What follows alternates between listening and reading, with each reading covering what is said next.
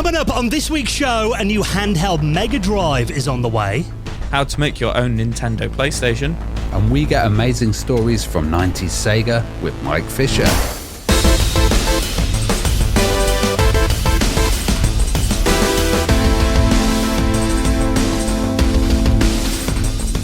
And the Retro Hour podcast is brought to you each and every Friday with our incredible friends at Bitmap Books. Now, maybe you got your hands on a Spectrum Next like me recently, or maybe you've been a long-time fan of the Specky. Have you seen Sinclair ZX Spectrum, a visual compendium? Whether it's new to you or you're enjoying a nostalgic return to your 8-bit gaming days, this visual compendium celebrates the best look of classic Spectrum games. You can check that out and the rest of their retro gaming collection at bitmapbooks.com.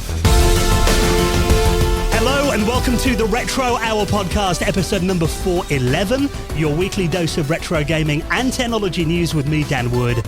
Me, Ravi Abbott. And me, Joe Fox. And a very warm welcome to the podcast. I do say that because I'm hoping you can't hear the sound of my teeth chattering. I hadn't been in this room for a few hours earlier. I finally got my heater on here. I think it was around 10 degrees Celsius in this room when I walked in about 20 minutes ago. It is freezing at the moment here in the UK. You need one of those electric blankets, Dan. Yeah. Well, I've already got, luckily we don't do video on this podcast yet, so I'm actually wearing, some of our patrons may have seen me wearing this on the Christmas Hangout last month, my big Christmas snooty blanket. So, as you imagine, looking that sounds very manly. Well, you know me. So, of course, this is a podcast one. No matter what's going on outside, we're all huddled up nice and warm indoors, playing video games and celebrating all things about classic and retro gaming and technology, bringing it up to speed on all the big happenings in the world of retro and tech from over the last week and bringing you a veteran of the industry onto the show in the second half to give us their story. Now, I do love it when we cover just legendary companies. I mean, we love doing the indie devs as well, and, you know, we cover so many different topics on this podcast. But then when we delve inside a company as big as Sega, there is something quite special about that, I think. Yeah, and today's guest is just absolutely amazing. Like, I think this is the first call I've done from China, and right. That's why I did the interview solo. I think Joe was busy packing up books when you were doing this interview. Otherwise, he would have probably loved to have been on this one. Yeah, I'm really looking forward to listening to this one. You guys have done some absolutely fantastic interviews this last week or two while I've been packing books and posting them out. So I'm really excited for this one, Ravi. Yeah, this is crazy. So it's Mike Fischer, and Mike's an absolutely lovely guy. He decided to come on the podcast, and he was the product manager of Sega of America.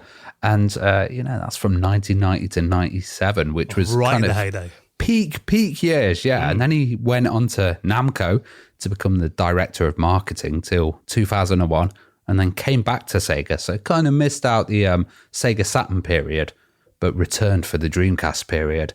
And then Mike's gone on to some amazing stuff as well. He was at Microsoft as well.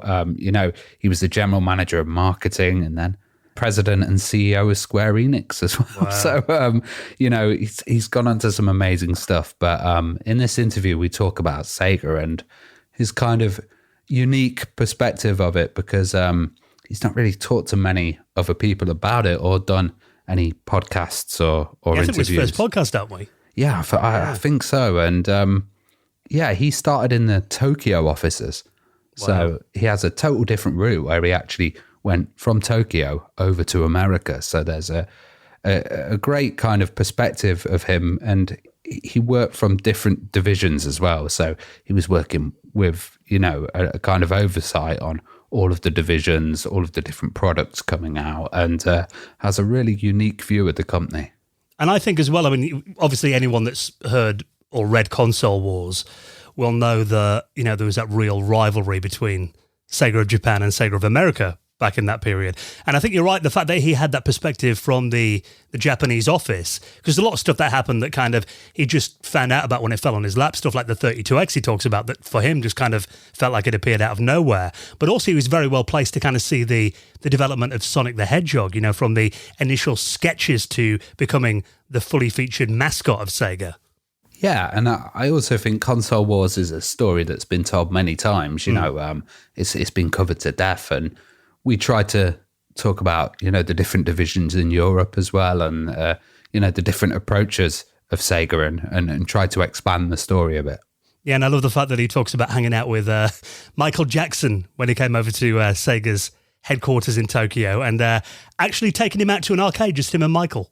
Yeah, and also Lady Diana's views on Sega as well, which is always interesting to hear about. So he's very open and honest as well, which we always love from someone who's going to kind of spill the beans on what happened at these legendary companies. So I think it's fair to say, I think we've hit the ground running so far with our guests in 2024, and it continues this week. A little glimpse inside some maybe areas of Sega that you weren't familiar with back in the 90s with our special guest, Mike Fischer. And as you mentioned, Ravi, he's done so much after Sega as well that I think we definitely have to get him on for a part 2.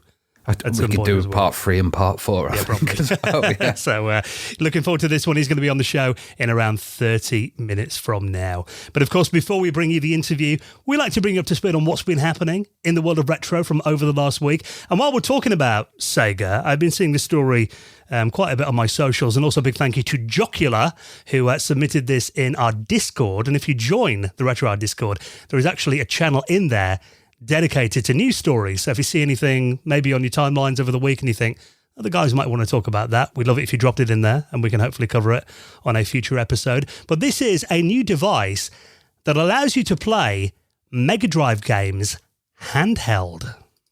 Yeah, this is cool. So this is the Hyperkin Mega 95, it is called. So obviously by Hyperkin, who have been all over the place with controllers and mini consoles and different kind of emulation consoles and stuff like that. So they've done a showcase for this in this last week. And nail on the head there. It is a handheld Sega Mega Drive, which plays original cartridges.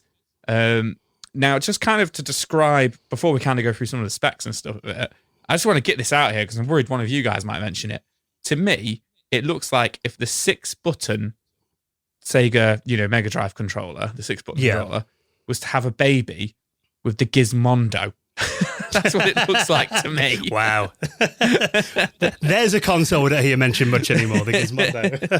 That's what it looks like. But yeah, imagine the 6-button controller, split it in half, and then you've got a 5-inch display in the middle of it.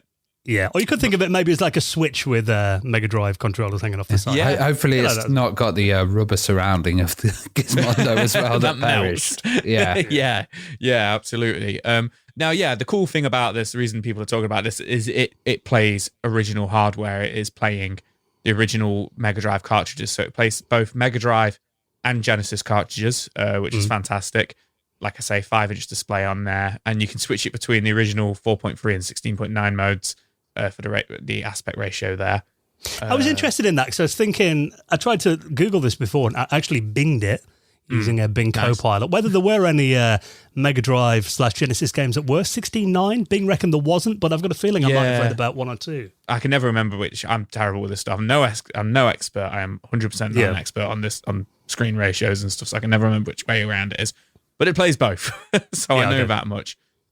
Interestingly as well, you mentioned the Switch there. Similar to the Switch, it does actually have a docking station as well. Oh, nice. USB-C docking station, so you can plug it into your TV. Oh, that's cool. Yeah, which is pretty cool. So no word at this point on the release date of it or how much it's going to cost. But their other one that they did, which was a Nintendo one they did last year, The Superboy was 100 and what was it last year? I can't remember when it was. $119.99, I think. Yeah, that was, wasn't it? $119.99. So it's probably going to be about $120, £115 or something like that. But yeah, it looks really cool. Apparently, their previous units and machines they've used, they've obviously not revealed any details about the hardware on this thing. But historically, Hyperkin have kind of used a mix of emulation and hardware, right? In terms of like how they do it, which is cool. This dock looks nice. The fact it's got the kind of D-sub pads that you can plug the original Mega Drive controllers into it. Yeah, that's really smart. Actually, I didn't notice that until now. And I think I like the name as well. It sounds like something your grandma would be like, "Oh, get your Mega 95 out," totally not knowing what it is. Yeah, I like that actually. There was something about that Mega 95 that got it for me as well. It did sound Sega, well, it's the Mega, Mega Drive kind of thing, and 95 I couldn't help but associate it with 1995, and it just kind of, not the look of it, but the whole concept of it really obviously reminds me of the Sega Nomad, because that is essentially what it is. It's a modern, if you will, kind of modern Sega Nomad, but it's really cool to see. Which was kind of based on the Mega Jet, wasn't it? Which was the one that was on Japanese Airlines. Yeah. It's very relevant to this week's interview as well. This, good point. Device, yeah. And I imagine this will have a much nicer screen and a lot longer battery life than using the Nomad. So, 10 hours battery on this, it says. Yeah. So, yeah. And I like that they've got with the 6-button controller as well. Yeah. As the default, Yeah, so it does look very cool. And I think, it is interesting because I think obviously you've got to have the original carts for these kind of systems, which I think in some ways does limit the audience. Obviously, it's got to be for people that like original collectors, or maybe, I'm not sure whether like EverDrives and stuff work on these. I imagine they probably would. Because I mean, as far as the system that thinks it's just like any other cartridge, isn't it? If you put it in a Mega Drive, for example. So if that did work, then that would be a nice way to basically have the entire Mega Drive library, in your bag. You can take it all over. That would be pretty cool. Because I mean, obviously a lot of these games are out on the Switch now, on the Mega Drive emulator that's on there. But I think there is something very cool about, having that kind of the proper Mega Drive pad layout. And even seeing a Mega Drive style cartridge being shoved in the top. The Sonic and Knuckles in there as well, so it'd be huge. Just butcher it, get the 32X on there as well. I'm just waiting for the first person to make a YouTube video doing that. So does look very cool. If you've ever wanted a handheld Mega Drive and maybe the Nomad is a bit out of your price range, then Hyperkin have come to the rescue. We'll keep an eye on that story.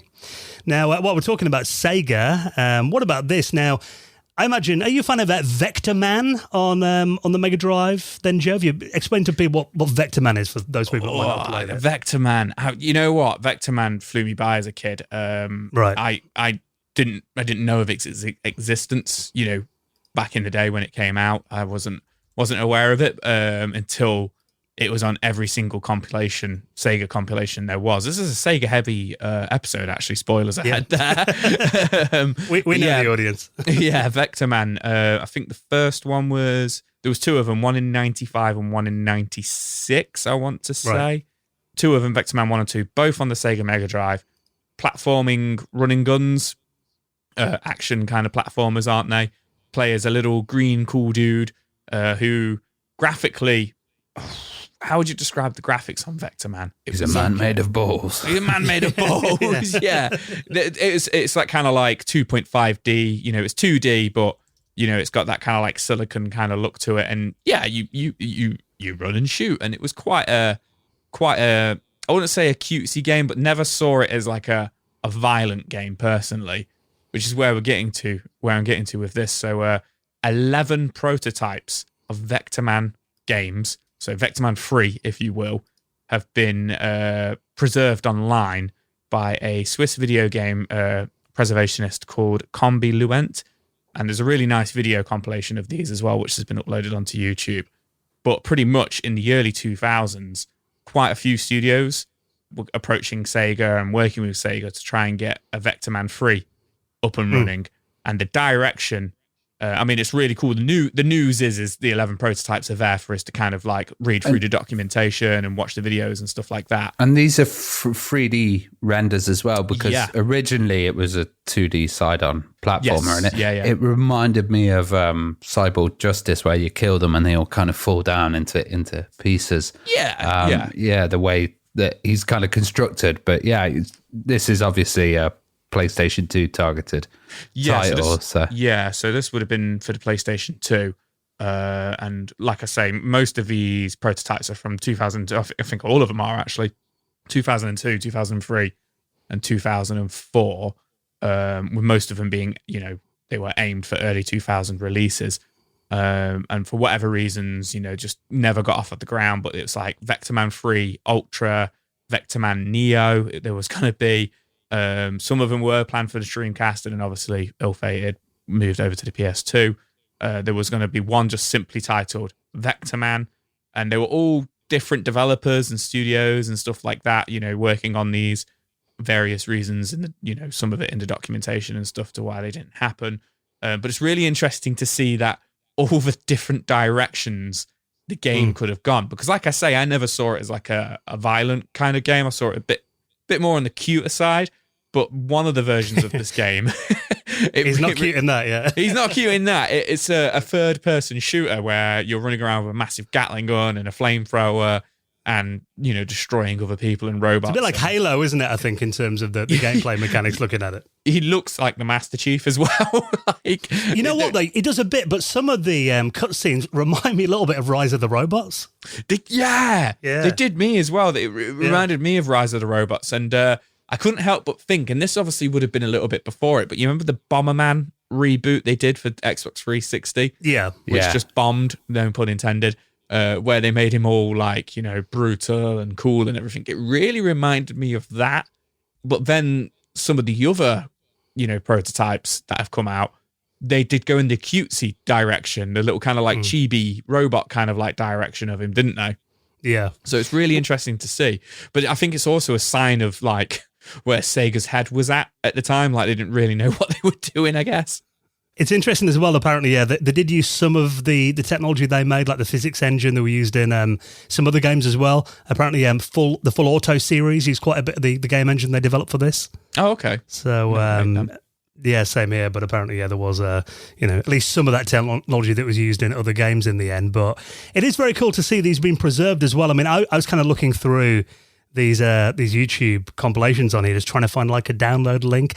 I can't see that he's shared any of these publicly so far. So it looks like at the moment is just basically a chance to have an insight into a lost chapter of Sega history there, and kind of see, how a cancelled game was going through its development process, which I always find interesting anyway. I mean, I love the Games That Weren't website. We did a whole episode with Frank Gaskin a couple of years ago, and I think there is something fascinating, isn't there, about seeing, particularly a game like this that went through so many different revisions and looked like, they were getting pretty far along with it, only for it to be completely scrapped. There's always something a bit tragic about seeing that, because, there was obviously a big team of people working on that.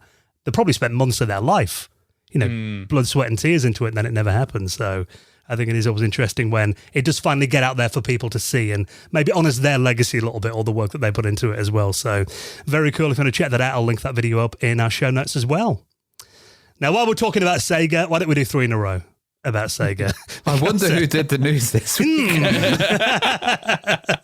To be fair, this is a big story, and it was submitted by a few people on our Discord as well. Yeah. Including Video Game Arcade. Thank you for sharing the story with us. This is Tomb Raider running on the Sega 32X. Yeah, we've seen quite a few of these recently, and it's all due to the Open Lara project, which is, it's great because you can see the kind of reverse engineering of a game and having these open versions of it. Fantastic. They did one with GTA, and sadly that got taken down. And I think Open Lara has kind of been left to go on all these different systems. So, we saw 3DO and Jaguar ports coming out as well. And now it seems to have hit the 32X, which I think is very apt because, of course, Lara was originally aimed at a Sega console. It came out on the Saturn. Yeah. And I quite like how this one looks, actually. You know what? I watched this last night. I was lying in bed, and I watched Sega Lord X, he's called, a YouTuber I watch, and he talks about, we've mentioned it before, the Golden Axe 32X port. Yeah. They've actually also got that fully running on 32X hardware now. The one that's very similar to the arcade, isn't it? Yeah. So they've done a joint, it's a video, 2-in-1 video, where he reviews, that kind of talks about both of them. And then halfway through the video, he starts talking about, Open Lara and how now Tomb Raider is on the Sega 32X. And I was watching it, I was like, oh my God, this looks absolutely stunning. This looks brilliant. I didn't realize he was just playing the PlayStation footage to begin with. The HD remake. And then he switched it to the 32X one. Had he had a long day yesterday, Joe? I had a very long day. I mean, graphically, I've not gone back and looked. In my mind's eye, it reminds me of the N-Gage version of it. It's running pretty smooth. There's no music in there. There's no sound effects or anything. It's completely silent, so they haven't got any sound on it yet. But in terms of frame rates and stuff, it's pretty decent. But the textures are a bit muddled, aren't they? Yeah, I think it's really zoomed in. So, to kind of get the less processing and stuff, and, being able to handle that many textures. Lara seems to be a bit bigger than she would be on other ones where, you've probably got a lot of environment details and stuff like draw distance seems to be pulled back a little bit as well. Oh, okay, maybe that's why it reminded me of the N-Gage version a little bit. But true, actually. Yeah. One thing I wasn't expecting was the enemies to be in there, but they're in there, they're present, the wolves and stuff are all in there. It is only the first level of the game, but, running on 32X hardware as well. The bear is in there as well, where the bear comes and attacks you in that cave. All the gunplay, everything in there, working pretty well. Some slow loading times to begin with, but once the game's in there, it all seems pretty good, to be fair. Yeah, I can't wait to hear this with like a proper Sega soundtrack, like old school one. Yeah, that would be pretty cool. I can't imagine what the music would be like. I can imagine that's quite hard to implement. Yeah, I think Tomb Raider's obviously got some iconic music in there. It's all the incidental stuff, isn't it? So when you're walking into different parts, it gets triggered. And I quite think the Mega Drive having a go at that, though. I think it would be having a go at like the ambience of like the violins and, and the string quartet that you sometimes the string instruments you get. It might sound really cool. Yeah, like it's not known for its subtlety, though, is it? The Yamaha chip in the Mega Drive. Yeah, kind of grungy. You imagine like you pull a lever and it goes like. That'd be awesome. Yeah, but it's cool to see. It is, because obviously the library of games that came out on the 32X, I think, was it like commercially, is it like 40 games worldwide came out on it? 30 maybe not even that 40. many, yeah. It's quite a small library. And obviously it was kind of the stopgap between the Mega Drive and the Saturn, and wasn't on the market very long. Obviously it was a monumental failure, in all honesty. But I think it does kind of prove, I've seen a few of these kind of videos and there's kind of what could have beens lately, people kind of untapping the power that was hidden inside the 32X, because I think it is definitely, understandably, a platform that doesn't get a lot of love and doesn't have a lot of kind of homebrews made for it. But I think it is interesting to see, even a game that was definitely considered at the time fully next generation, still running on like a souped up Mega Drive. I think that is very interesting to see. I just want the accelerated Amiga version to come out. Well, it makes you wonder if that would be possible. Because, you look at this and, the frame rate is, you can see it dropping quite a bit, particularly when there's kind of a lot going on the screen. And I don't know whether I've just been kind of spoilt with running, Tomb Raider on like more modern kind of emulation packs and stuff over the years. I imagine if I went back and played the original PlayStation or Saturn version, I might be surprised at kind of how janky it looked. But I do think it does a good job. It definitely proves, I think, if this was released commercially and obviously they'd kind of optimized it a bit more, it would have been a viable game. Yeah, I think with some of the textures, I always remember that Tomb Raider was quite about puzzles, and some of the textures with like cubes and stuff, are you going to be able to tell it, tell on the 32X, or may they have a method of, having it so when you get closer to a texture, suddenly it gets more defined, or like little cheats and hacks, and all that can come in with, optimization. It's very much a work in progress, isn't it? It is very impressive, though, and that's ported at the moment by X-Proga. His name is, if you want to check that video out. Like I said, it's only the first level of it so far, but it would be interesting to see if he does manage to get the full game loading in there as well and maybe releasing it. I think it will be definitely something that most 32X owners would like to play. So if you want to follow the progress of that, I will link that up in our show notes as well. Now, we do have plenty more stories to talk about. Non-Sega related, actually. We do have a make your own Nintendo PlayStation guide coming up in just a minute, and also a really cool new RoboCop and Predator game to talk about in just a second. Before we do that, let's take a quick moment to give a massive thank you to a regular sponsor of the Retro Hour podcast, and that is our wonderful mates at Shopify. Now, if you ever use Shopify, you'll know this sound. That is the sound of making moolah. That means you've just made a sale on Shopify. And the thing that we love about Shopify is whatever you sell, Shopify is there to help you grow your business. Now, maybe that's been one of your New Year's resolutions. Some like you guys, a lot of people at the moment are like, starting up a bit of a side hustle. We know that times are hard right now, so any ways to earn a bit of extra money, a lot of people are thinking of that right now. Yeah, I know a lot of people that are doing stuff like that, and I think Shopify really makes it easy. You can sell it on all the social media channels really easily, and I can't work TikTok or any of these kind of things. So it's pretty impressive to have it all integrated, but also having 24-hour support is really important with something like that, because, if you're making sales, Yeah. It needs to be done. And if something breaks, then, it's great to have that support.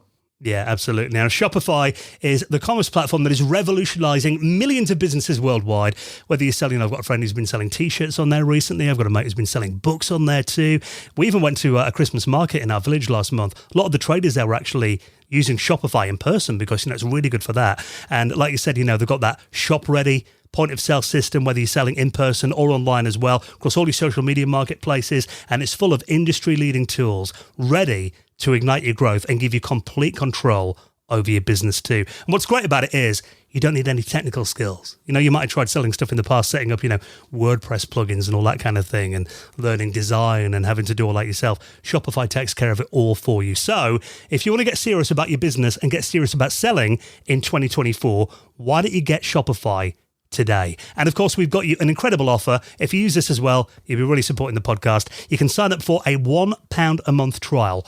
Nothing to lose. Give it a try for just £1 a month by going to shopify.co.uk/retro hour, all lowercase, shopify.co.uk/retro hour to take your business to the next level today. And get ready to hear a lot of this.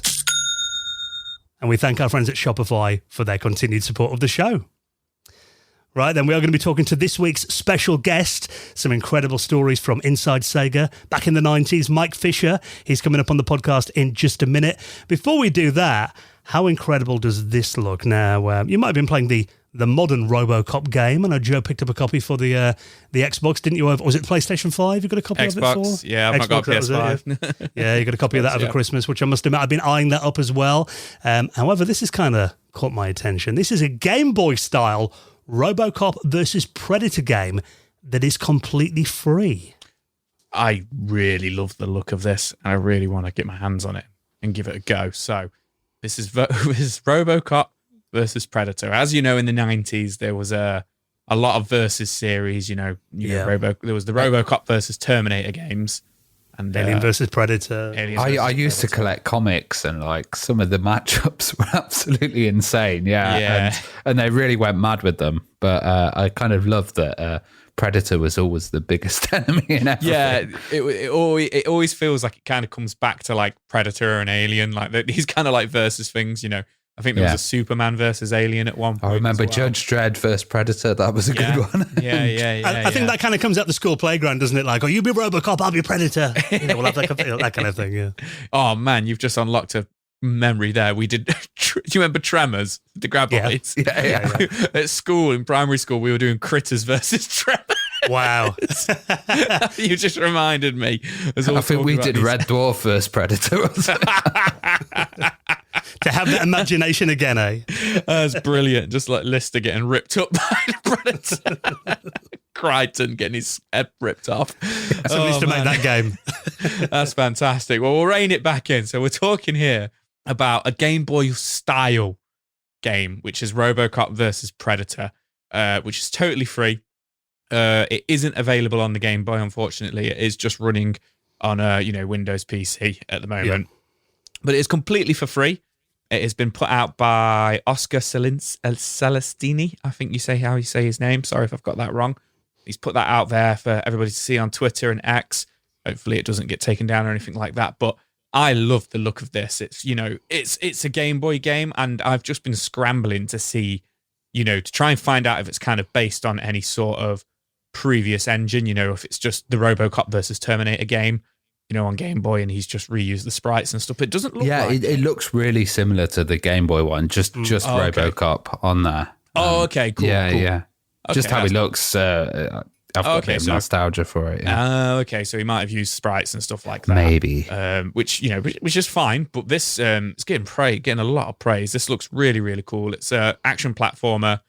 You play as RoboCop and, kind of going through the streets of Detroit and stuff, but obviously end up, fighting the Predator. But what's really cool about it is, I don't want to spoil it too much, but there is a lot of 80s icons throughout the game. I mean, one I will mention, because it is literally there on the post. What's his name? Jack from Big Trouble in Little China, Kurt Russell's character. Jack Burton, there we go. He's in the game, pops up at one point many characters from the Predator and, the RoboCop universe and some other characters in there. I've been flicking through screenshots and through the video of the game. But yeah, this looks wicked, man. This looks like a fully developed, published game. Really, really love the look of this. So many little nods to RoboCop. There's even a flying level on there where he's got his jetpack from RoboCop 3 and his gun arm. Ed. I could never remember. Is it Ed 1029? Ed 209. You're right. Ed 209 is it? Yeah. I always get the numbers wrong. Yeah, and the amount of effort that's obviously gone into this. I mean, there is like a 30-minute YouTube playthrough that I'll link up in the show notes if you want to check it out and get a little glimpse of kind of how this looks. It does look quite difficult, though. I mean, watching this, the guy who plays it does die quite a lot when he's doing the first play of it. And there's quite a brutal game over screen in here as well.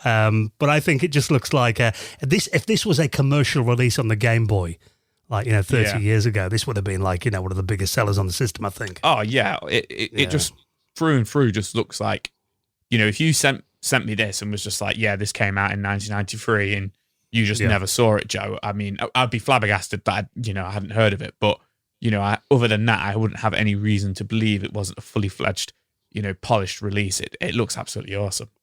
Yeah, and you've kind of got that, I think they call it the pea soup aesthetic of the Game Boy, obviously that kind of monochrome kind of green look. Graphics look incredible as well. It's got some great chiptune music in here as well, obviously, kind of throwing it back to the Game Boy as well. A few people in the comments have been saying they've been playing it on a Steam Deck, which kind of works really well, having it handheld, in that kind of form factor. So, just looks really, really polished. If you want something that is, remarkably it's free, but obviously, I guess, having these kind of IPs in there, not something you could really charge for, which is understandable that he's put it out for free. And hopefully it does stay up. But I would say, like anything like this, now that it's out there, I would get it while you can. So I'll link that up in the show notes as well if you want to check it out. Now, something that we've probably all wanted since we heard about it a few years ago when that prototype was found of the Nintendo PlayStation. Weirdly, that video came up on my YouTube recommended the other day, and I think it was like a decade ago now, actually, wasn't it? When there was a guy that basically found the long lost mythical Nintendo PlayStation prototype, or the Super Disc, as it was also known back then, in his, I think it was like his dad's attic or something, wasn't it? He found it, and then he made that little video, put it on Reddit, and was like, "Okay, hey guys, I found this. What is it?" And everyone was like, "What?" Like jaws dropped the world over. A lot of people accused him of faking it, but we know obviously that now it goes out to conventions all around the world, and I think it's sold for around £250,000. Yeah. That, as far as we know, it's a one-of-a-kind prototype. There's only one of them left in the world. But a lot of people looked at that and obviously thought that's kind of the gaming holy grail. I'd love to have that in my collection. Well, one guy's decided he's not going to wait around for another one to appear. This is YouTuber James Channel, who's decided to make his own Nintendo PlayStation. Kind of. I've only just watched through this video, and I need to watch more of these guys' videos because he seems like my kind of guy. So, the premise was he had half a PlayStation, the bottom half of a PlayStation with all the circuitry and, motherboard and everything on there. And then in the previous video, he'd made a handheld Super Nintendo himself. Yes. So he still had the shell of a Super Famicom, Japanese Super Nintendo. And he thought, I'm going to put this PlayStation in this Super Nintendo. And the video is absolutely hilarious. It's about 10, 11 minutes long.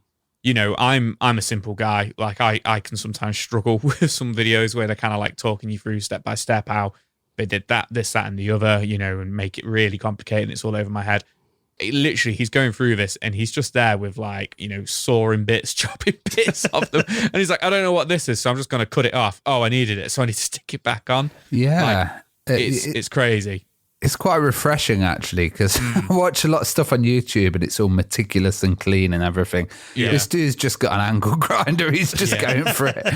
He's just like ripping bits off, and he's doing it really ghetto style. And I kind of like that. He's just glue gunning ports in there. My favourite comment from the YouTube video is a guy who says, I feel like I'm watching a man perform open heart surgery with an axe. Yeah. The thing is as well, this isn't like really expensive hardware that he's doing it with. I can imagine the outrage if he was doing it with something expensive, but an old PlayStation. The actual Nintendo PlayStation Pro.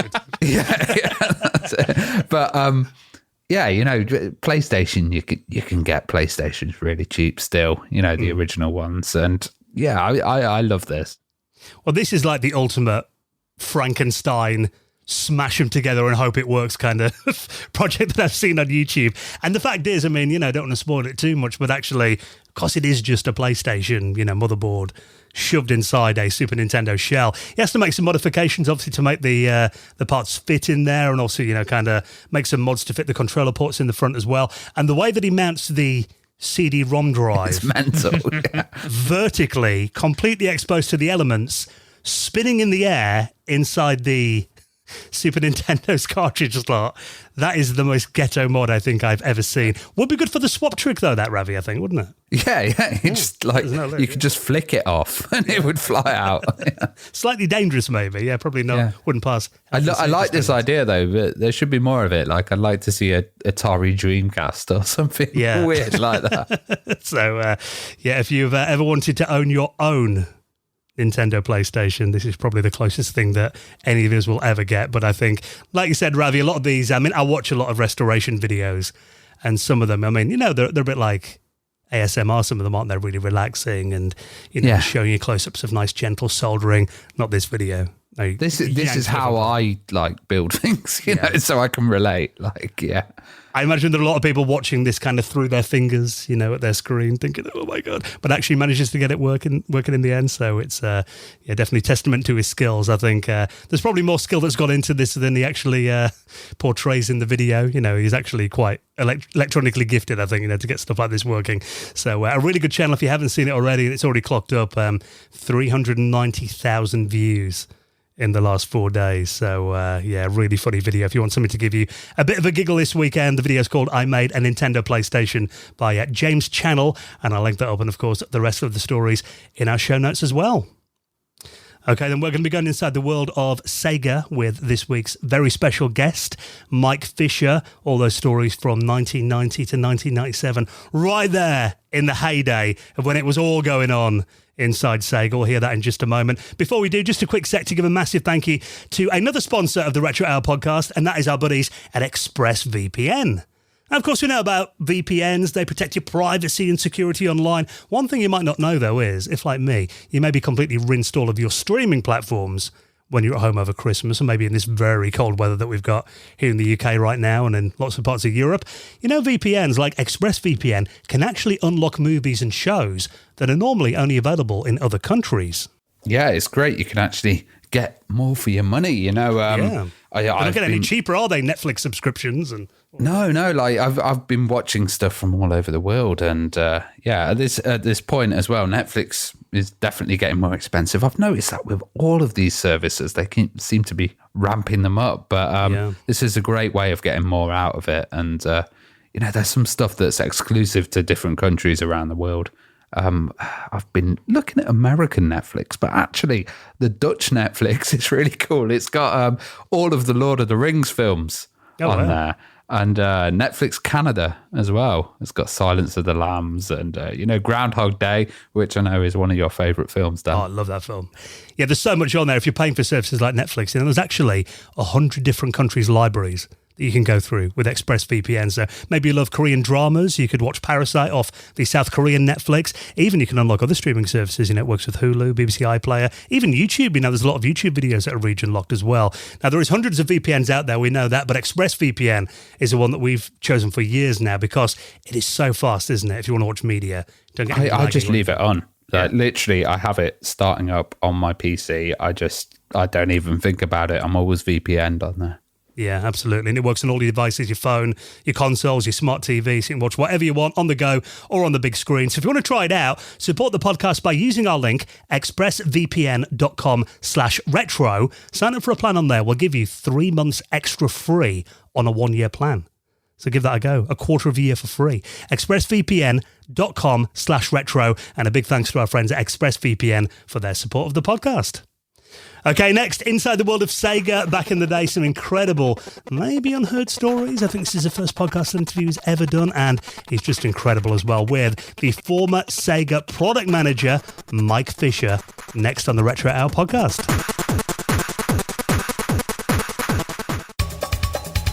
You're listening to the Retro Hour podcast, and we're here today with Mike Fischer. And Mike was a product manager for Sega of America from 1991 to 1997, and then the vice president of entertainment marketing at Sega of America from 2001 to 2003. It's an honor to have you here, Mike, and I hear you're calling from China as well. Yes, that's right. I'm calling from the Inner Mongolia Autonomous Province of China, doing some work these days as a digital nomad bouncing over Asia. I was just in Japan for 2 months and decided to spend some time exploring China. Oh, that's great. I know you have a good connection with Japan, so we're going to get some nice insights there. I've got a question that we always ask all of our guests, and that was, what was your first kind of gaming experience or memory? Well, I played pinball as going back as far as I could reach a pinball machine. And as a young kid, I still remember my first game of Pong in a pizza parlor. And I put every quarter I could find into that machine and just fell in love and stayed in love in playing arcade games as they came out. So Pong to Space Invaders to Donkey Kong and everything in between. And I've never stopped playing. And what was your first kind of home computer or first console even? I was late to the home computer revolution, but I was always over at my friend's house playing on their Commodore computer. And like many folks in the U.S., it was the Atari 2600. That was my true love. And I still remember my parents complaining that I'm spending all my time playing video games, reading comic books, and playing Dungeons and Dragons, and telling me, how will you ever build a career if that's where you're spending all your free time? So joke's on them. Yeah, it sounds like a youth well spent. And I was wondering, like, how aware of Sega were you growing up? And I know you said that you're into Atari. Of course, they were a dominant force in America at the time. I had no idea what Sega was. What happened was I was an engineering student in California and found myself not liking engineering and not being good at it, and not wanting to work in the defense industry, which is pretty much where everyone from my university went. So I sort of looked at myself and said, how do I get off of this track? And what is my passion that I want to follow? And so I decided that what I loved doing was games and toys, I should say. And I wanted to just bring joy to people as opposed to building bombs. So I switched to the School of Business and wrote my senior thesis on economic forecasting and modeling of average revenue in the toy and games industry. I realized during the course of that work, I was not going to get a job, at least not in the United States. This was 1988, and a friend told me I could teach English in Japan. So I sent away for a brochure. I found a professor on campus who introduced me to a school. I taught English in Tokyo from 88 to 90 while I knocked on the door of every game company I could. And it was there in Japan that I started playing Sega arcade games. Now, I realized after the fact that I had played some Sega games back in my pizza parlor days, but didn't connect the dots. Yeah, because they were very much in the arcade industry as well. But it also must have been a real kind of risk to go over to Japan at that time. You know, the world was a much bigger place then. I was young and stupid. I couldn't even afford a round trip ticket. I sold my mountain bike and my motor scooter to get enough money for a one-way ticket. So I had no choice but to be a success. And when Sega ended up putting a want ad in the newspaper, and I saw it, and also every friend I had called me and told me about it because they knew I wanted to work in games. So I answered the ad in the newspaper. I went in for my interview.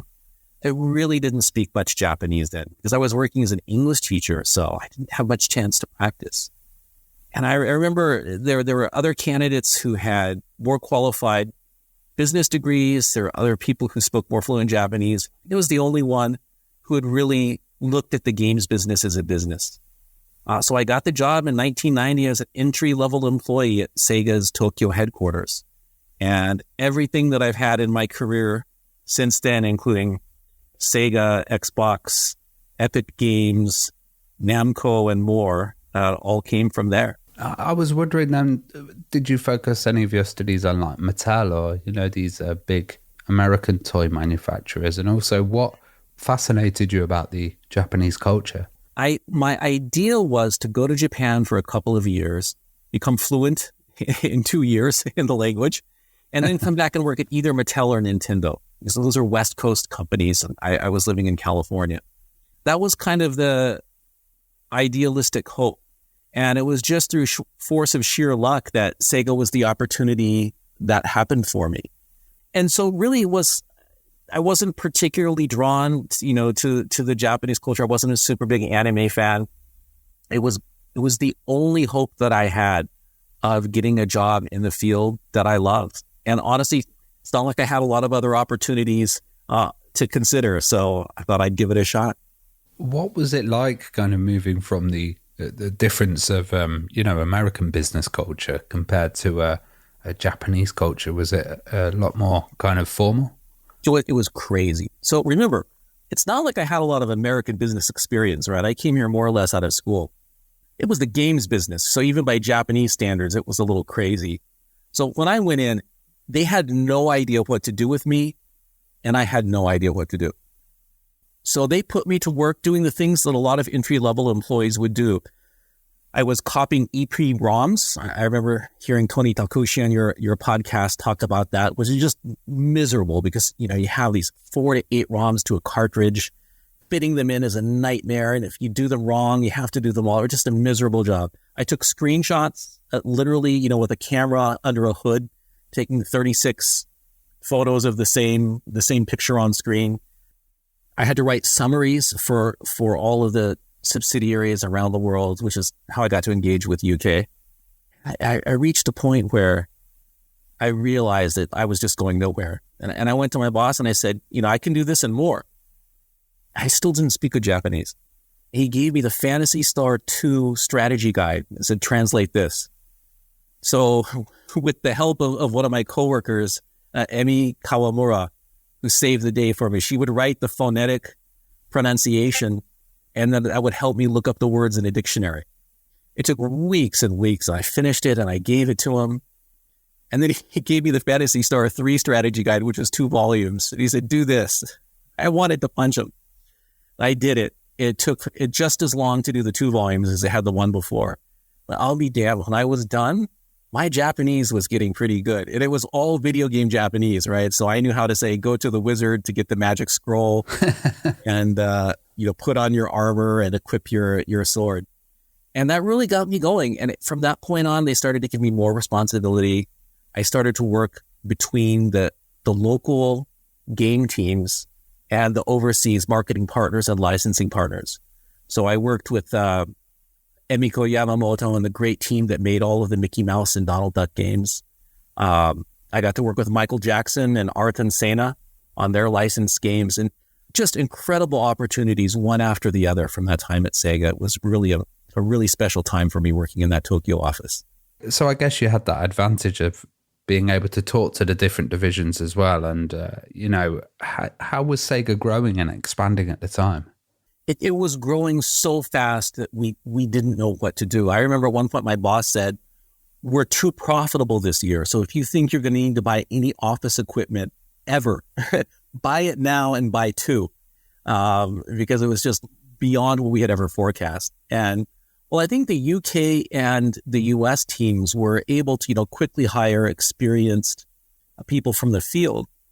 We were more homegrown at Sega. And so there were just sometimes we didn't know what we didn't know. I remember we were working on a game called Wrestle War. And I was walking by the artist's working area. He literally had a photograph of Hulk Hogan in one hand and was painting Hulk Hogan as the cover of this game. I said, I think there might be a copyright issue. I'm not sure if you're allowed to use his image. He basically shut the door on my face. And then, of course, we shipped it and immediately got sued. And if you look at the US and UK version, they just painted his blonde hair over with this big black bouffant to try and, get out of the lawsuit. And I think that the Japanese version was still Hulk Hogan, but things like that. I think the first version of Shinobi, which actually shipped before I was there, it had Batman, Spider-Man, Terminator, and Godzilla, all as like non-licensed knockoffs. So we were just growing so fast and breaking every rule. and learning as we went along. It was an incredible rocket ship. And this was during the Master System days as well. So I was kind of wondering, how did each market create their own identity? I know the Master System in the UK was distributed by Mastertronics as well, and throughout Europe. But Brazil had its own identity. America had its own identity. It was really interesting to see that. And by the way, it's been an incredible walk down memory lane to listen to some of these podcasts you've done. Thank you. I don't think that the UK story gets told enough. And I even saw that you had the Tech Toy story in Brazil, which was just an amazing, which is adventure. Sega's still going there, which is absolutely crazy. So when I joined in April of 1990. So the Master System was still going strong. Mega Drive had shipped in some markets, but not others. And it was just amazing because at the same time, we were trying to make a Genesis version and a Master System version of many of the same games. So we were trying to scale down and still keep that essence of the game there. And it was a crazy, fun, creative time. I kind of wish I'd kept some of those old cartridges. I've seen the Herzog Zwei Master System cartridge going for hundreds of dollars. And to think, I just used to have a drawer of them that I didn't care about. I was also wondering, how did companies like Virgin entering the video games industry and buying Mastertronic, how that affected things? So I wasn't there when Virgin acquired Mastertronic, but I was there as Sega acquired Virgin to make it Sega Europe, and it was just an incredible opportunity for us because the team that came there, again, some of the folks you've interviewed, like Nick Alexander, they were the best at what they did, right? It was our most successful market in the world, if you think about it, because the US had 0% market share. Even Japan wasn't doing that well. But in Europe, we had. And I still remember my first trip there, walking up, and Tony talked about it in his podcast, walking up those circular stairs in the old building on Portobello Road. And it was just so crazy and creative and fun. Well, do you remember the first time you saw plans for Sonic, and was there kind of strategy to get this mascot at Sega? It was really amazing to be there and see the whole thing. I remember it was a missive that came out from the CEO to every employee in the company. So we need to beat Mario. We welcome ideas from anyone and anywhere for what that character might be. And I actually toyed around with some ideas myself. I'd come to the self-awareness that I didn't really have any creative talent, but I thought around some ideas and never submitted anything. And then, of course, it was Naoto Oshima's concept that was eventually selected. And then they put together a team of the best from around the company to create a game around the character. And what was really interesting, as far as I know, I've never heard this story from anyone else, but there were definitely some folks at Sega of America who were not big fans from day one. And I remember they had sent over, I will remove the names. I'll say it wasn't Tom Kalinske. Tom was the father of us all, I like to say. It wasn't Tom, but some other executives at the company had sent back a memo via facsimile, of course, because we didn't have email. Yeah. So we're not sure about this Sonic. I mean, hedgehogs have kind of a slow image, but he's supposed to be fast. And hedgehogs aren't blue. And he's a cartoony sprite, but the backgrounds are sort of polygons, and there's a weird juxtaposition there. So we're not sure if this is right or not. And to their credit, I think when they saw the first playable level of the game, they actually wrote back and they said, "We're wrong. This is the best game we've ever seen. So please accept our apologies and let's figure out how we can make this big." And it was just the right game at the right time. It was still 2D, which meant we could make it super fast, but still keep it quite controllable. And I think, the transition of Sonic to 3D, this has always been the issue because he goes so fast in a 3D world, it's kind of hard to control him. So it was a great thing to see that. And it always surprised me later on when I saw Yuji Naka take so much credit for the creation of Sonic, because in my mind, he was always a talented, programmer, but it was really Oshima-san And the story that I told in Console Wars was at one point, and Aoshima-san was very approachable and very friendly, a little shy. I asked him, where did you get the inspiration from? And he said, yeah, I just put the body of Felix the Cat the head of Felix the Cat on the body of Mickey Mouse, and that's what it looked like. He was also very modest about where his inspiration came from. And then, obviously to see Tom come across and say, this is what we can do to rebuild our success was just amazing. In a world where everyone was telling us Nintendo was unbeatable, Tom came from Mattel and just had this positive attitude that said, we can do this. It is winnable. And I mean, Tom had incredible strategy, but honestly, I think that winning attitude was really what mattered most. I was going to say, it must have been tough, Mario was such an iconic mascot, and also, Donkey Kong was worldwide known. Did people get taken by surprise that Sega actually managed to have such a success from Sonic? I think we were all caught off guard by the fact that we could actually beat them. I mean, Nintendo was so strong. Bill Gates used to make a joke that Microsoft was the second most profitable company in Redmond, Washington, because Nintendo was just so overpoweringly strong and beloved. And I think the insight that came, and again, this I think came from Tom, was that there is a generational aspect to this, that the kids who had fallen in love with gaming through Nintendo were now getting older, and they were not going to want to be pigeonholed as playing a kid's game. Kind of like Legos. I mean, adults still enjoy playing Legos, but at a certain point, kids sort of put them away because, well, that's a kid's game. Now, Lego's done a good job at fixing that and addressing that.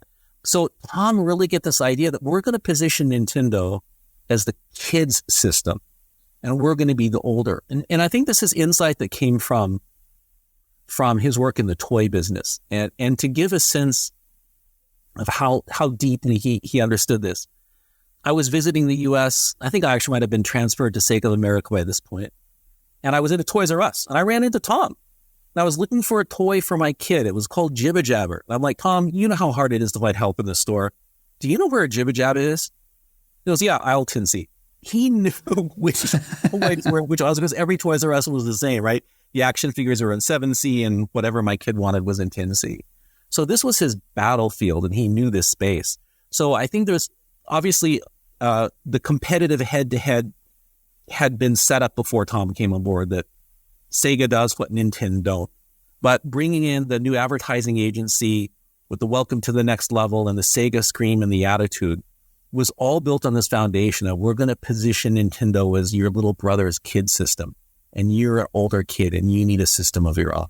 I think that was a really smart move, because it brought in, a huge aspect of coolness and fun as well. When the Genesis launched as well, you had celebrities like, as you mentioned, Michael Jackson, who you couldn't get bigger at the time. What was it like kind of being around that environment and meeting celebrities and trying to get them excited about video games? I just remember I was in my office minding my own business, and my someone from PR called and said, Michael Jackson's coming in today. Nobody knows how to translate for him. Could you help us out? So I don't think I told my boss too much. And I just thought, I've got to go do something. And they pulled me out, and I ended up translating for Michael Jackson. At this point, my Japanese had become more fluent all day. And then we went to an arcade, and it was literally just me and Michael for 4 hours playing every game in the arcade. And then they had me go back to his hotel room and hook up Genesis to his hotel room there, because it was harder back in those days to get all of the wires to work. And I ended up translating for him quite a few times when he came over. The same thing for Arth and Sena. I worked on that with his team, and he flew in, and he wouldn't want to drive. He said, I'm not going to drive in traffic. And we didn't know what to do. We couldn't fly a helicopter in because we were too close to the airport. And my boss figured out that there's a river close by. So he landed. We drove him to a river from the airport. And then he took a hydrofoil plane to our office. And that's so cool. Both were light to work with. I mean, Santa in particular was tough because, honestly speaking, Monaco GP2 wasn't even as good as Monaco GP1. The team were just kind of mailing it in. And he was just so passionate. He didn't care about the money he was getting paid. He genuinely did it only so his fans could feel what it was like to race in one of his cars. Well, there was a start of this kind of celebrity endorsement of games as well. You know, they had like Mike Tyson's Punch-Out, obviously, and then stuff like Pete Sampras tennis later on as well. Was this a big aim, and was that mainly coming from places like Sega of America?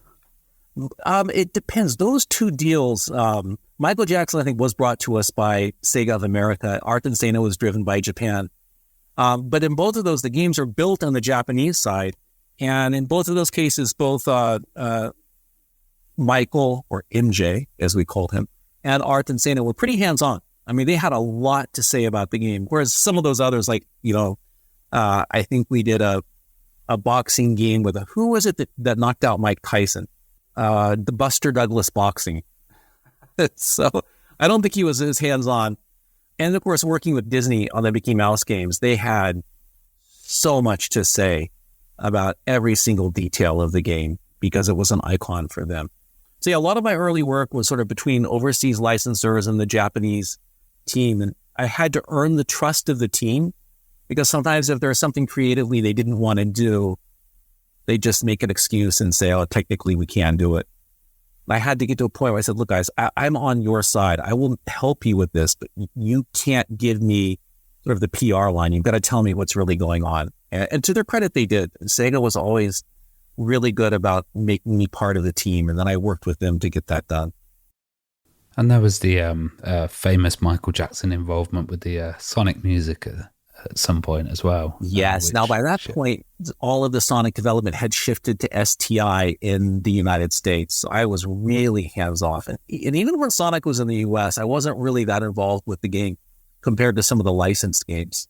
But yes, I have heard the same stories that you did, that Michael Jackson did the music. It was uncredited. But I cannot vouch for that one way or the other. I was wondering what Sega's kind of approach to the computer market was, how they regarded guys like, they had a huge rivalry with Nintendo, but Atari and Commodore as well, because I know the Amstrad Mega PC was a kind of interesting hybrid of having a Mega Drive on a kind of PC, basically on an ISA card, and the Terra Drive as well. Yeah, this was one of the things about Sega was that, because we were the challenger, we always had to be the risk taker. And as a result, we did some crazy things that just did not work out.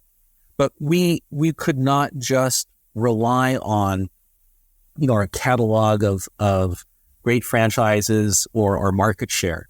Because, even when we were at our peak, I mean, we're still just a few points ahead of Nintendo, and that was only in a few markets. So we always had to be more agile to make up. And again, even at our peak, Nintendo could have bought us on a Monday. We were a speck as far as, capital value was concerned. So we tried everything. We did, yes, a hybrid PC and Mega Drive. So you could either do your PC. I don't think it was even Windows then. We could do your PC work or your plug in a cartridge and play it.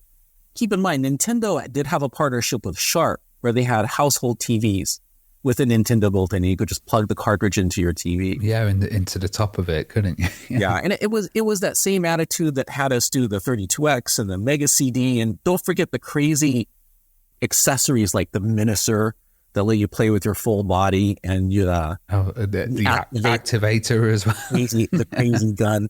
It's just, we knew we wouldn't win if we were conservative.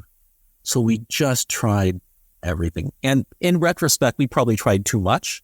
A little more focus might have been better, but that wasn't the thinking at the time. So do you think that kind of arms race with Nintendo actually helped both companies progress in, technology development and, as they say, kind of competition drives progress? Oh, it absolutely did. And the best thing for us was that Nintendo didn't really consider us competition for a long time. right? And their attitude is, look, we're the world's leader. We're going to take the high road. This nouveau riche company from nowhere, making these crude, violent games are not going to be something that we respond to. And that was the best thing that could have ever happened to us. Now, that being said, at the end of the day, I had been at Sega for 7 years, and I'd actually transferred from Sega of Japan to Sega of America in 1994. I went back to, I think Iri Majiri was the CEO when I left, and I said, I'm leaving Sega. We cannot compete with the scale of capital investment and resources that are going to be necessary to keep fighting Nintendo plus Microsoft plus Sony or whoever else comes along. It's just mathematically not possible. Sega needs to become a software company. I'm going to go work at one, which at the time was Namco. I said, if you need that expertise at some point down the road from what I learned by being a third-party publisher, I will come back if you call me. I said that, not thinking the call would ever come. But after 5 years at Namco, I did get a call from Sega, that time from Peter Moore's team, saying we're going to abandon the Dreamcast. We'd like you to come back and help us become a software company. So I had the real pleasure of working with probably two of the most incredible leaders our industry has ever known. Tom Kalinske is the father of us all, and Peter Moore, who's probably one of the most dynamic, charismatic leaders that I've ever met. I mean, if you want someone to lead troops into combat, you would definitely want Peter Moore at the front. I was also wondering, going back a bit, I was just wondering about the Game Gear as well, and how much of its design and features were created to kind of smash the Game Boy and offer a more powerful alternative. So I remember when they first showed me the Game Gear, which was just on this big breadboard box, and it was all parts, and to see a color handheld system was incredible. The issue of battery life hadn't been discussed yet. Yeah, and so it just looked fantastic. I remember the TV tuner came in, and the TV tuner was actually invented by someone from the toy division where I later worked. I remember asking him where he got the idea for the TV tuner. After the Sonic the Hedgehog, I was expecting some original creative explanation. He goes, I just woke up one day and it was there in my head. That's all he could say. So yeah, it was fantastic. And I had to work on all of the unsexy and unfun parts of not only translating the some of the instruction manuals and the accessory guides, but also the how to repair guides for our internal team. Having to translate, don't use benzene, or remove the LCD screen with the heat pressure device, which was not easy for my Japanese at the time. And, which also is kind of quite a hard task on the Game Gear as well, because I know a lot of people in the retro world are going around and repairing them now at the moment as well. So. Yeah, I mean, it was, again, if you could just sit by a power supply and not rely on batteries, it was fantastic. But plugged into the wall. You needed like a bandolier of batteries like Rambo across your chest if you had hope of taking on an airplane. Yeah, I think they had this big external pack as well that you could clip onto your belt, a battery pack. I remember. I mean, that thing was basically a bomb. It was like if you charged it wrong, it could catch on fire, and it still didn't last very long. But it allowed us to. It was basically a master system inside. So it helped us in terms of development because we could basically repurpose a lot of our old master system catalog. And the amazing thing, and this was some research that Sega of America had done, is every time Nintendo advertised Game Boy, Game Gear sales would also go up. I guess just because they drove traffic to the store. And because our device was something like twice the price of the Game Boy, often we would go up in dollar revenue more than Nintendo, thanks to a Sunday newspaper flyer that Nintendo paid for. So I think from a profitability level for the overseas subsidiaries, margins were tough. But from Sega's headquarters perspective, it was great because it allowed us to reuse a lot of the old components that we had already advertised for Master System. And it kind of came out when the Atari Lynx came out as well, which was another color system. And was there much worry about that at the time? I remember I was worried because the Lynx was a great system and it had scaling and rotation, but they didn't have a lot of software support. They didn't have a lot of marketing support. I recall it might have even been a little bit more expensive, but I mean, we loved the Lynx. And still is a great system. Some of those games like California games, I think still hold up. Yeah, definitely. And I was also wondering about the Pico as well, which was an interesting machine that was kind of aimed at the children's and edutainment, they call it now, educational video game market. So I always wanted to work in Sega's toy division. It was just made. It was a high-tech toy division. They did sort of traditional toys and preschool toys, but they also did some amazing high-tech toys. So I made friends with one of the managers, and I actually worked kind of secretly moonlighting for free for that team for about 6 months, helping them on some of the early Pico work when my boss in the video game division wasn't looking. And then I finally had a chance to join them, and I did. So that was another one where I worked on it when it was, the original bread box.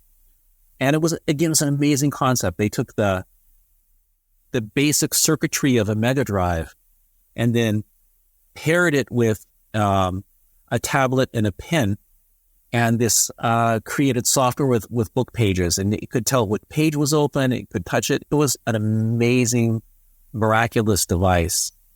Pretty successful in Japan, but not as successful in the United States. It was just, quite frankly, too expensive. The hardware was too expensive and the software was too expensive, but it was a magical product. And you kind of mentioned working with different divisions there. I always find it really interesting that, these companies have a lot more divisions than they do nowadays. Stuff like, what was the relationship with the arcade division like, and how did the technology benefit the home systems? So I was really in a lucky space because I think a lot of people were siloed just because the nature of my work. And I was a little bit of a jack of all trades.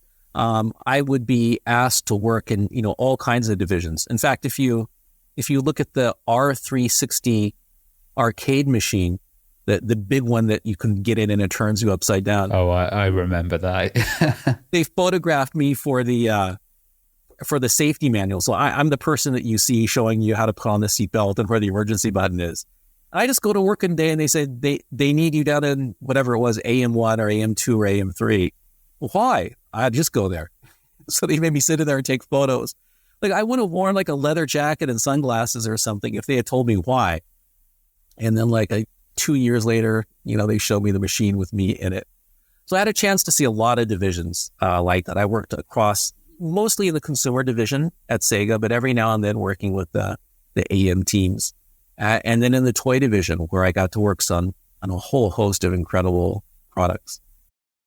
There's a famous story about a British video game TV host who was wearing a big coat called Big Boy Barry, and he got stuck in one because his coat got stuck in it, and he was stuck in one upside down for quite a while.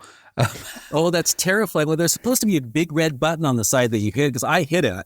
I got airsick, and I had to unload. And then I also, I had a chance to work with both Sega of America and Sega of Europe, which was fantastic. So I got a chance to see the different cultures. I got to see that incredible, innovative, product-focused team at Sega of America. And then, just the stuff that they could do in the UK. They did a Game Gear co-promotion where, forgive me, I don't recall if it was Playboy or Penthouse, not an expert on vintage softcore porn, but they did a product placement where the centerfold, the only thing she was wearing was the Game Gear in her hands, which is just, who thinks an idea like that? Incredible. It was wild times, and they had the Sega World there as well in the Trocadero in London. I wonder if you ever managed to visit it. That one I didn't see, but I was there when we sponsored the Formula One, the Sega GP. And I remember walking up right into Philip Lay's office as he was on the phone with the management of Grand Prix. And I remember it like it was yesterday. He said, "No, I don't want John Major to hand the trophy to the winner. Why can't we have Naomi Campbell?"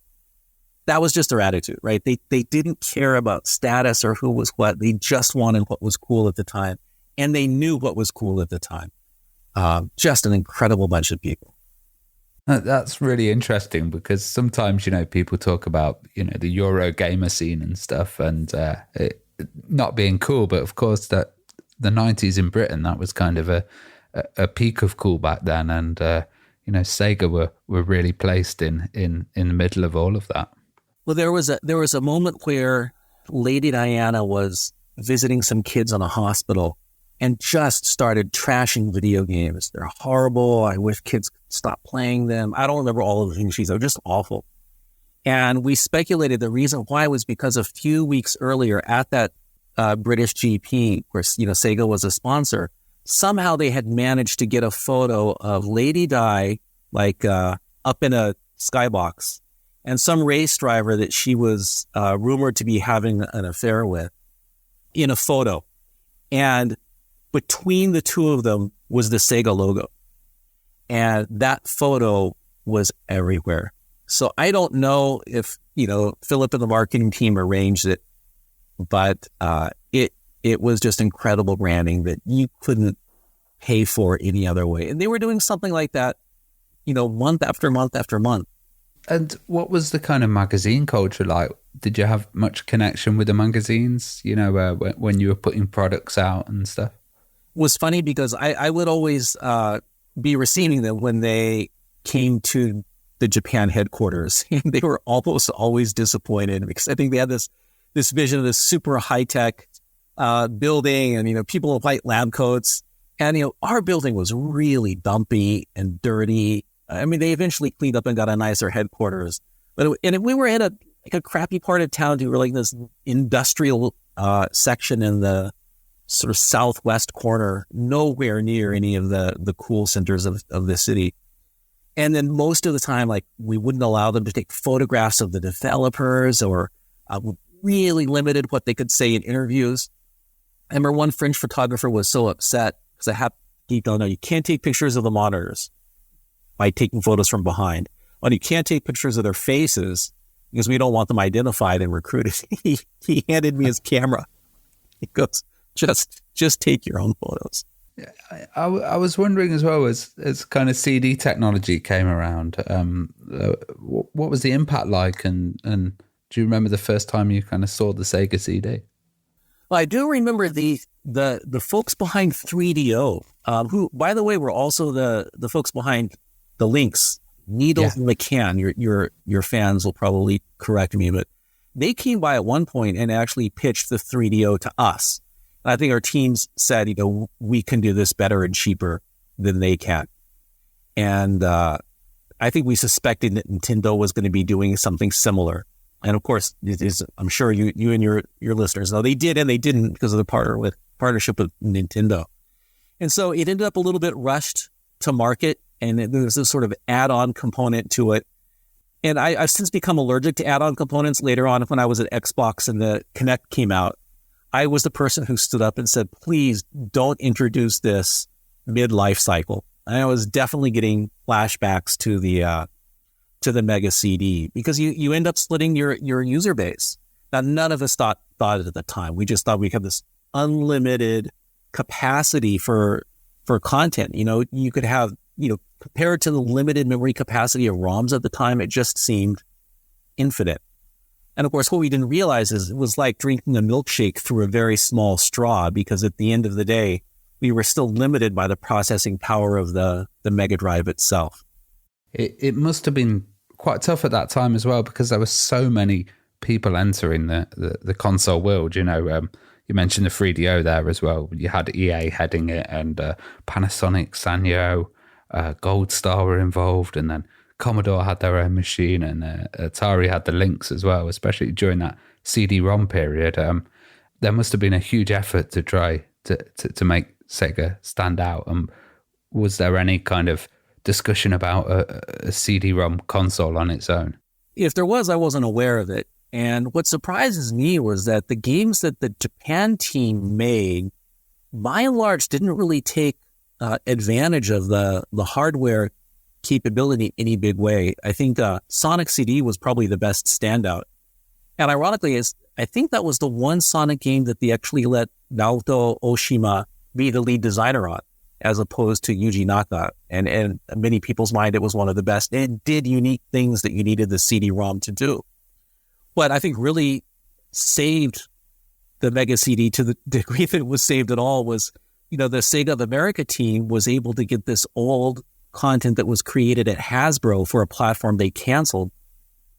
And that was where Night Trap and some of these other projects came from. And if I recall, I think Al Nielsen actually worked on that project at Hasbro in EMO, never ever mentioned outside. So being able to get that content at least allowed us to showcase Mega CD as doing something you couldn't ordinarily do. And a lot of the breakthrough content did come from the US side, but it just wasn't enough. And what it ended up doing was splitting our development resources. So neither the standalone Mega Drive nor the Mega CD got 100% of our focus. And I had the 32X as well coming in there too. I wish I knew where that came from. I literally feel like I woke up one day and it was there because it was a very main USA thing.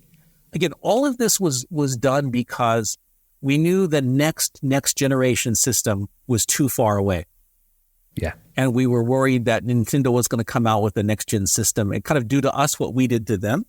And so these were just seen as ways to extend our life cycle and buy us some more time. So when the Saturn came out, we would not be beaten to market.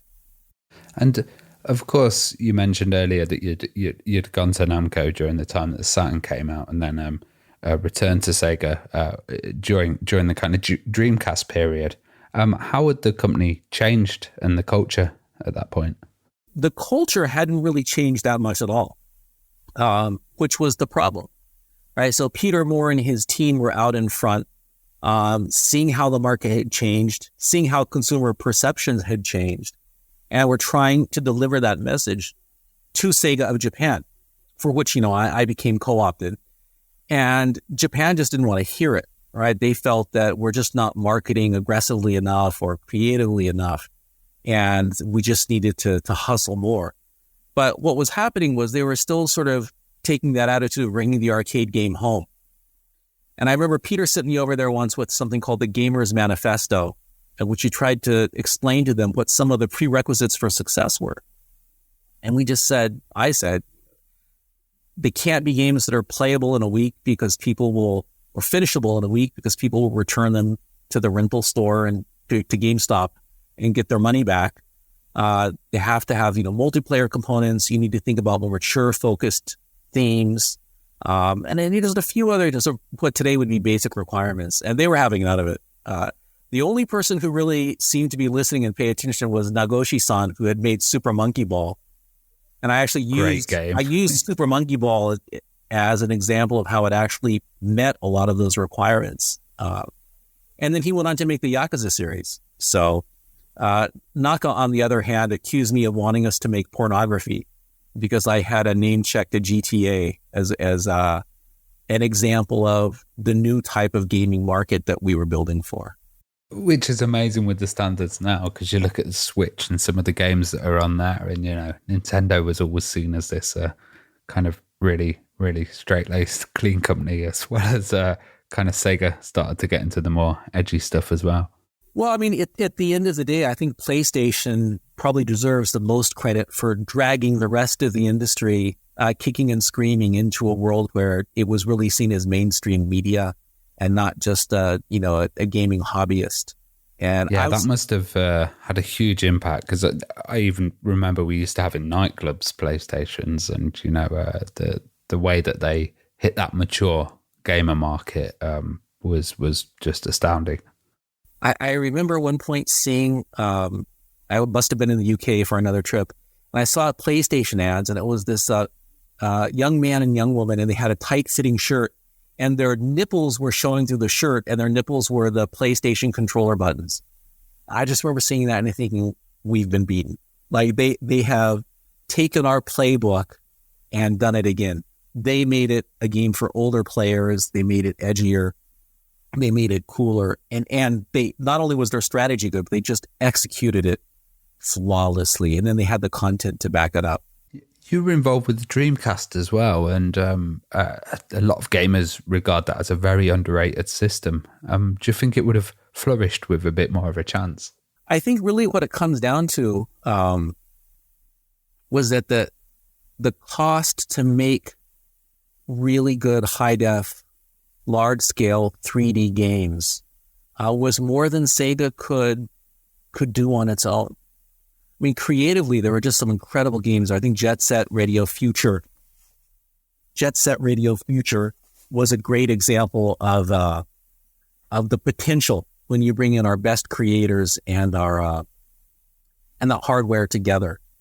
So I don't know if it was at the end of the day a battle over hardware capability, but we just couldn't compete with the volume of third-party games as well as the strength of the first-party games. And we still struggled. I mean, games like Crazy Taxi on the Dreamcast were great games, but at the end of the day, they were really just arcade conversions, and that wasn't enough to compete with a new generation of gamers that was accustomed to Final Fantasy VII. Yeah, and Shenmue was a huge effort as well on the Dreamcast.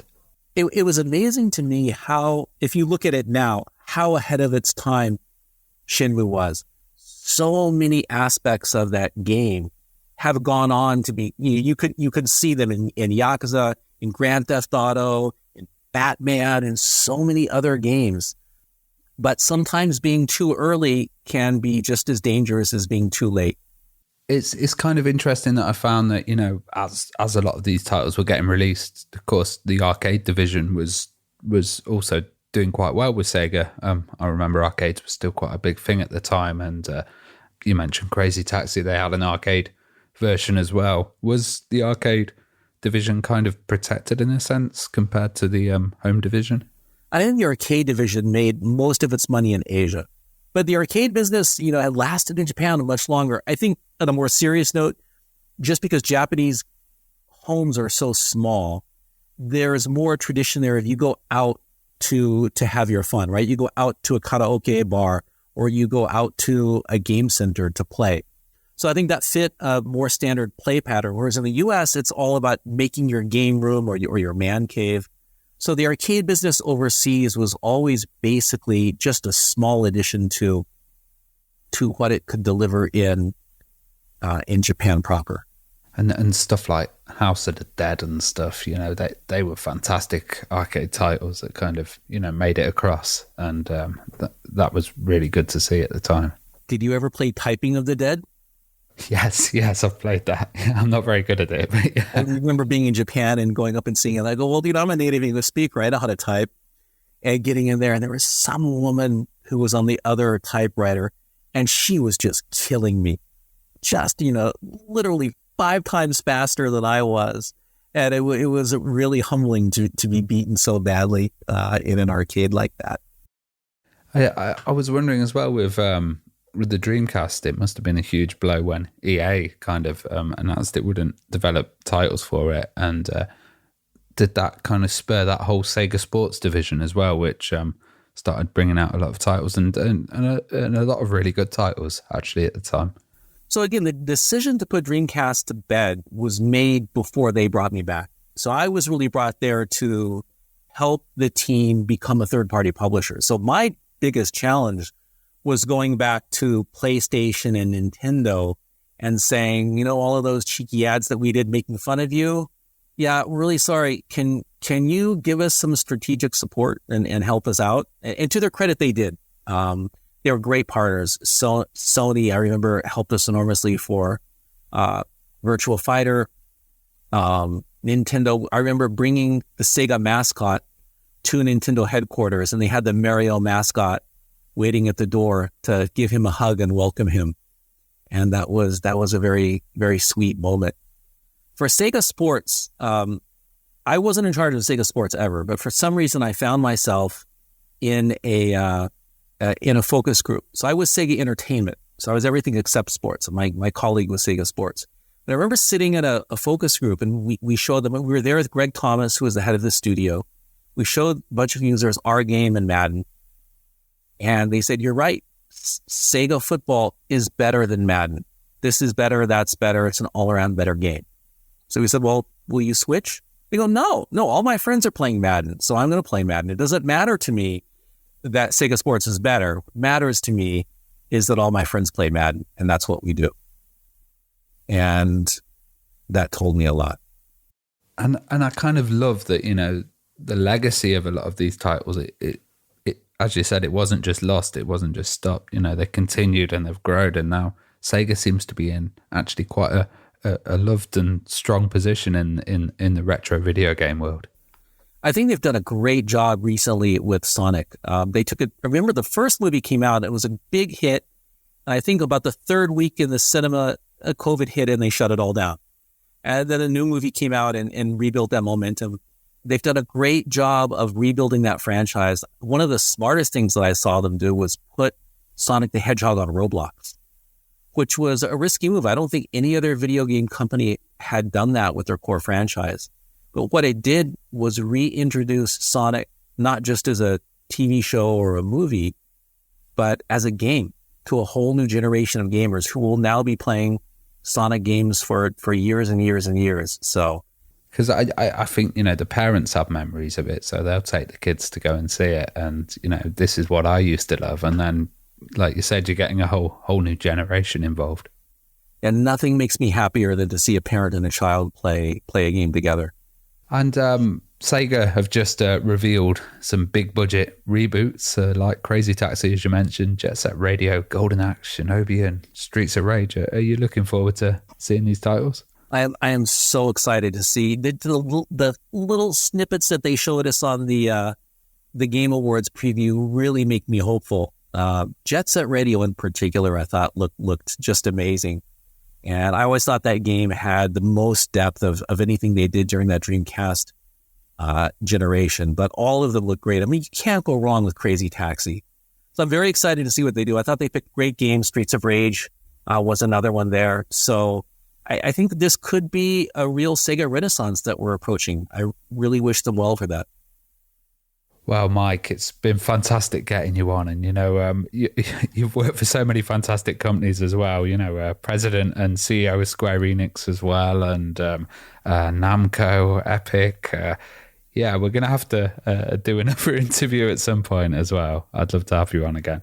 I'd be happy to. Look, I think in spite of all the wonderful places I've been able to work, my blood is still Sega Blue. All of the good things that happened in my career were thanks to Sega and some of the great leaders I had the good fortune to work with. So it's been a wonderful walk down memory lane to share some of those stories with you.